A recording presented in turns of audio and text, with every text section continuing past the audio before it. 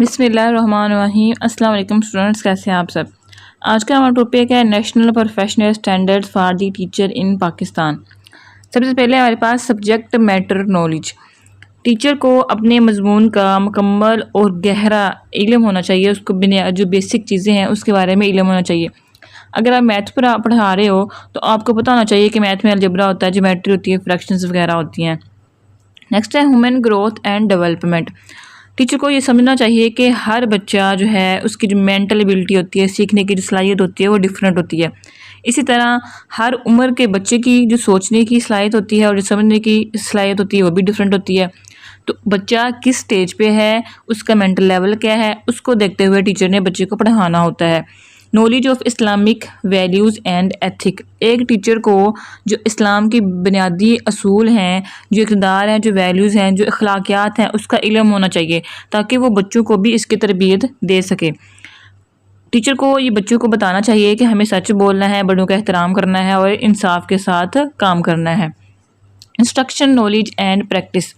Teacher को पढ़ाने के मुख्तलिफ तरीके आने चाहिए, हिकमत अमलियाँ आनी चाहिए, क्योंकि हर बच्चे को एक ही तरीके से नहीं सिखाया जा सकता। को वो वाला तरीका इस्तेमाल करना चाहिए जिससे सब बच्चों को समझ आ जाए। कुछ बच्चे लेक्चर के मेथड से अच्छा सीख लेते हैं क्योंकि उनकी लिसनिंग अच्छी होती है, और कुछ बच्चे जो हैं वो प्रैक्टिकल करके सीखते हैं, और कुछ बच्चे डायग्राम देख के भी सीख लेते हैं। नेक्स्ट है असेसमेंट। टीचर को असेसमेंट लेने के मुख्तलिफ तरीक़ेकार आने चाहिए। जो है वो असेसमेंट ओरल भी ले सकते हैं और रिटन भी ले सकते हैं। टेस्ट लेने से, असेसमेंट लेने से ये पता चल जाता है कि कौन सा बच्चा किस सब्जेक्ट में कमज़ोर है, उसको कहाँ पे मुश्किल आ रही है। जब टीचर को ये बात पता चल जाएगी तो वो उस बच्चे के उस एरिया पे काम करना शुरू कर देगी जहाँ पे वो कमज़ोर है।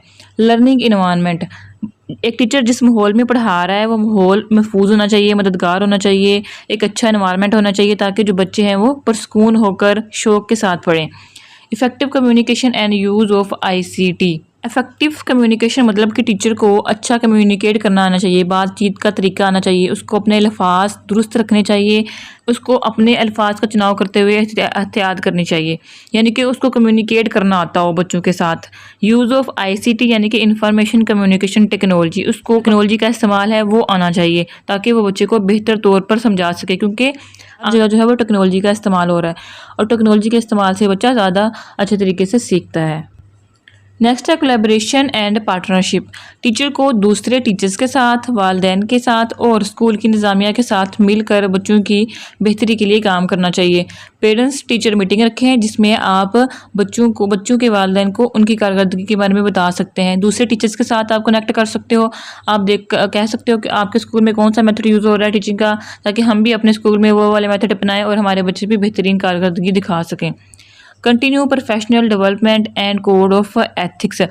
टीचर को हमेशा सीखते रहना चाहिए क्योंकि सीखने का अमल कभी भी नहीं रुकता। टीचर को अपने प्रोफेशनल में तरक्की करने के लिए चाहिए कि वो डिफरेंट कोर्सेज करे, जो है वो नई वर्कशॉप में शिरकत करता रहे ताकि वो दूसरे टीचर्स के साथ, जो दूसरे स्कूल के टीचर्स आए होते हैं वर्कशॉप के अंदर, उनसे कनेक्ट कर सके और उनसे भी कुछ ना कुछ सीख सके। टीचर को चाहिए कि वो जो नए आइडियाज़ और टीचिंग मेथड को अपनाए और बच्चों की कारकर्दगी पर तवज्जो दे।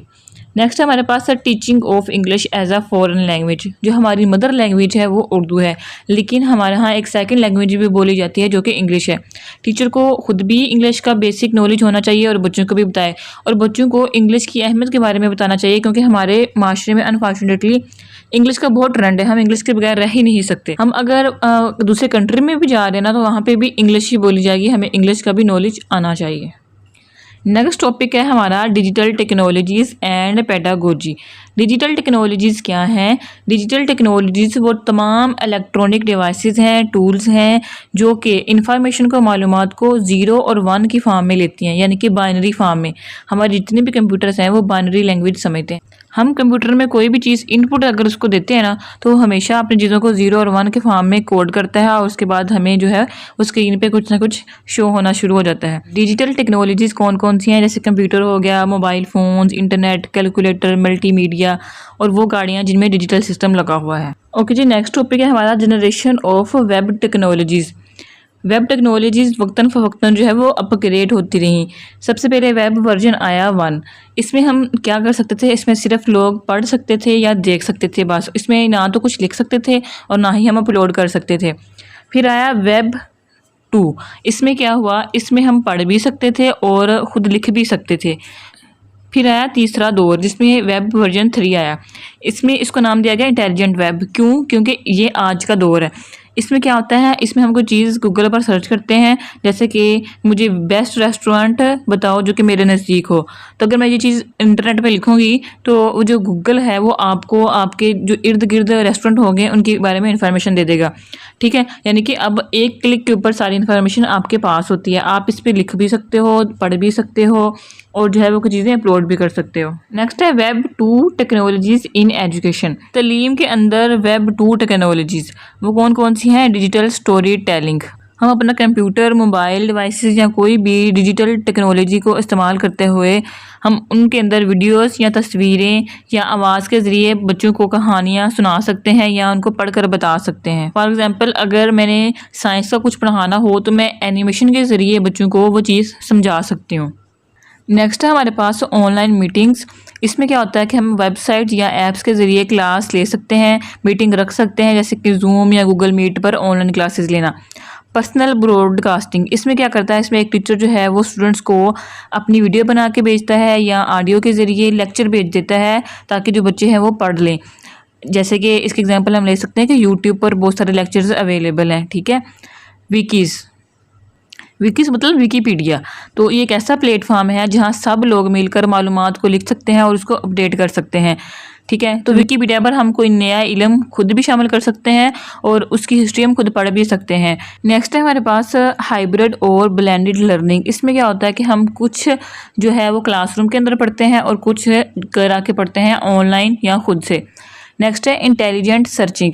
अब हमारे पास मुख्तलिफ़ किस्म के वेब ब्राउज़र हैं, जैसे कि गूगल हो गया, जिसमें हम क्या कर सकते हैं कि हम कोई एक कीवर्ड उसके अंदर लिखते हैं और जो गूगल होता है वो हमें उस कीवर्ड के हिसाब से सारी चीज़ें निकाल के दे देता है। नेक्स्ट है हमारे पास मैशअप यानी कि मिक्स मवाद। दो या ज़्यादा ऑनलाइन सर्विसेज को मिलाकर नया मवाद या सहूलत बनाना। ऐप और जो होटल की वेबसाइट है ये क्या करेगी, ये आपको मैप के ऊपर जो करीब तरीन होटल होगा उसकी लोकेशन बता देगी। नेक्स्ट है हमारे पास पीर टू पीर फाइल शेयरिंग, यानी कि एक दूसरे के साथ बराह रास्त कोई फ़ाइल शेयर करना, कोई ऑडियो, कोई वीडियो, लेक्चर्स वगैरह सेंड करना। ठीक है, नेक्स्ट है हमारे पास मोबाइल लर्निंग, यानी कि मोबाइल के ज़रिए तालीम हासिल करना, जैसे कि हम यूट्यूब पर लेक्चर देख सकते हैं, क्विज़ ऐप्स होती हैं हमारे पास, या अगर कोई हमने लैंग्वेज सीखनी है तो बहुत सारी लैंग्वेज ऐप्स हमारे पास मौजूद हैं, जैसे कि ड्यूओलिंगो वगैरह। नेक्स्ट है model for technology adoption. Technology को अडोप्ट करने के लिए हमारे पास दो मॉडल्स हैं। सबसे पहले हमारे पास एडी मॉडल। ये जहाँ पे एल लिखा ना यहाँ पे आई है, ठीक है, इसको आपने सही कर लेना है। एडी स्टैंड फॉर ए से एनालाइज, डी से डिज़ाइन, डी से डेवलप, आई से इम्प्लीमेंटेशन और ई से एवेलुएट या एवेलुएशन। सबसे पहले है एनालाइज यानी कि तज्जिया करना। इस स्टेप्स में हमने देखना है कि बच्चों की ज़रूरियात क्या हैं, उनको कहाँ पे मुश्किल आ रही है समझने में। ठीक है, तो हमने बच्चों को समझना है, इसके अंदर उनको एनालाइज करना है। दूसरा है हमारे पास डिज़ाइन, यानी कि अगर हमारे पास अगर सबक पढ़ा रहे हैं या कोई टॉपिक पढ़ाना है तो उससे रिलेटेड जो हमारे पास मवाद होगा उसको डिज़ाइन करना है। यानी कि आप लेसन प्लान बना सकते हो कि हमने किस तरह से ये लेक्चर बच्चों को डिलीवर करना है। नेक्स्ट है हमारे पास डेवलप। अब जो लेसन प्लान है इसको हमने या तो एक पेज के ऊपर लिख लेना है या फिर जो कंप्यूटर के अंदर इसकी प्रेजेंटेशन तैयार कर लेनी है, जिससे बाद में हम जाके क्लास को एक जो मल्टीमीडिया होता है इसके अंदर शो करवा सकते हैं।